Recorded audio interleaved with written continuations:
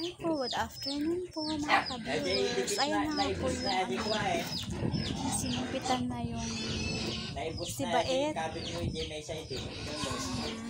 Magbubuntis na naman siya. Ito yan, doon nabati yung dikit na iksatin.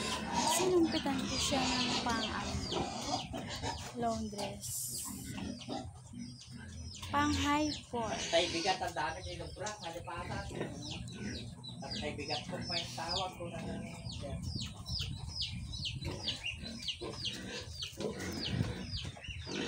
Ayan, pinakain ko siya para hindi ko siya malikot. Sana makuha niya lahat.